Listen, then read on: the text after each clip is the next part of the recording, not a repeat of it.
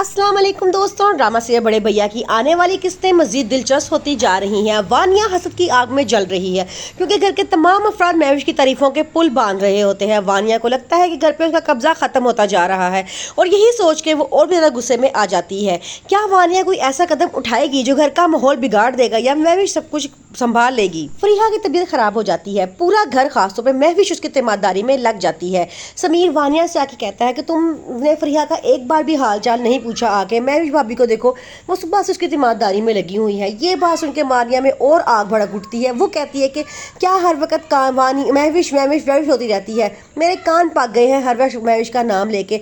बस अब मुझसे बर्दाश्त नहीं होता, अब मैं तंग आ गई हूँ। अब मेरे सामने कोई महविश का जिक्र ना करे। फरीहा की जब तबीयत थोड़ी संभलती है, वो अपने घर जा रही होती है तो वानिया कोई ना कोई ऐसा मौका ढूंढ रही होती है जिससे वो महविश को जलील कर सके और अपने गुस्से की आग को निकाल सके। वो फौरन ही महविश को धक्का देती है। महविश गिरते गिरते बचती है तो वो उसे कहती है कि भाभी आपको क्या हो गया है, आप ज़रा ध्यान से नहीं चल सकती?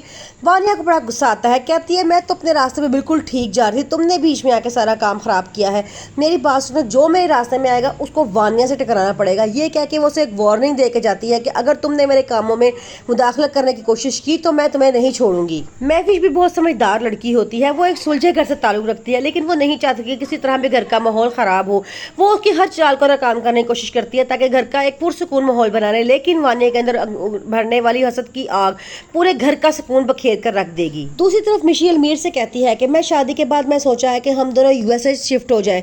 अलमीर जब ये बात सुनता है तो वो उदास हो जाता है और कहता है कि नहीं, मैं ऐसा कभी भी नहीं कर सकता। तो वो आगे गुस्से से कहती है कि तुम्हें क्या हो गया है, तुम माशाल्लाह सेटल इंसान हो, तुम अगर वहाँ चले जाओगे, अपने कदमों पे खड़े हो जाओगे तो कोई बड़ी बात नहीं है। वो आगे से कहता है तुम्हारे लिए बड़ी बात नहीं है लेकिन मेरे लिए बहुत बड़ी बात है, मैं अपनी फैमिली से दूर नहीं रह सकता। तो आगे से वो मिशी कहती है कि तुम इतने साल भी तो मैं अपनी फैमिली से दूर रहकर आए हो ना।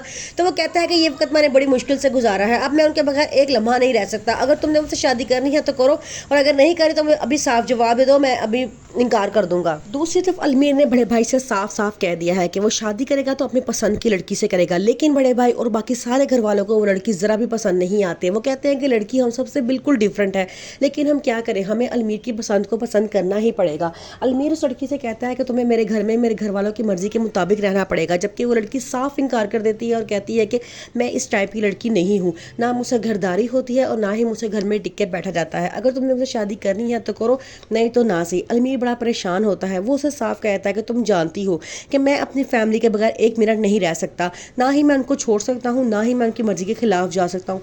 ठीक है चलो, ये हमारी आखिरी मुलाकात हुई, अब मैं तुम्हें हमेशा के लिए अलविदा कह के जा रहा हूँ। ये बात जब वो लड़की सुनती है तो बड़ा परेशान हो जाती है। वो अलमीर को रोक लेती है और कहती है कि हम कोई फैसला कर लेते हैं।